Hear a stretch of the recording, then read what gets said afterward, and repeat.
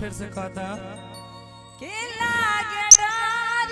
अच्छा आ जाइबे घर अब होइले छ हमरा सवार किछियोला हेलो भारी। हेलो गौरव जी, आप अपने रंग रूप में नहीं आ रहे हैं। आपका जो स्टाइल है धीरे धीरे मैथिली वाला थोड़ा चुप चुप चुप धीरे धीरे हमको सब पता है, हम गाना भी गाए धीरे धीरे। सुनिए ना, SBI के बदला इस बार केनरा बैंक में खाता खुलवा दीजिएगा।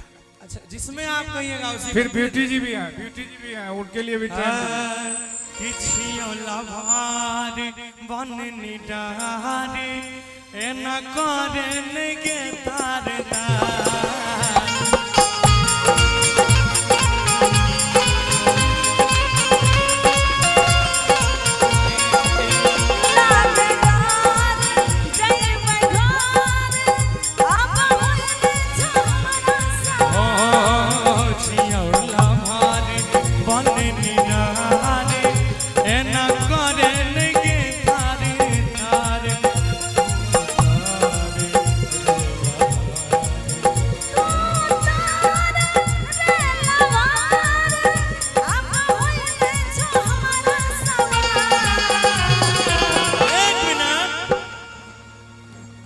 तू उतर रे लभरा भोने जो हमरा सबर हमरो तो सुन बोला कि हुए दही खेला नहीं है तो नहीं करे के झमेला।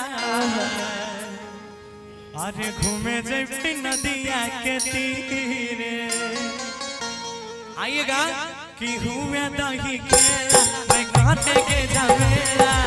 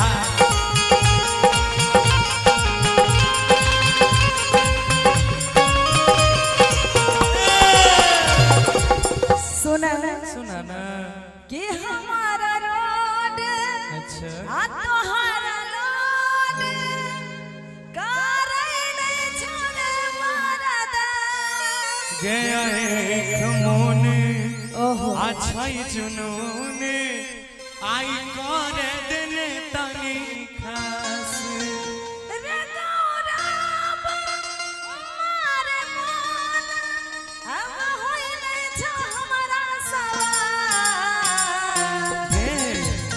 बोला कि कहवा जय गौरव जे मांग भी देबो सब आ सुन न बोला कहै छौ धीरेन्द्र जे मांग भी देबो सब माना कर नहीं सटल रहाबी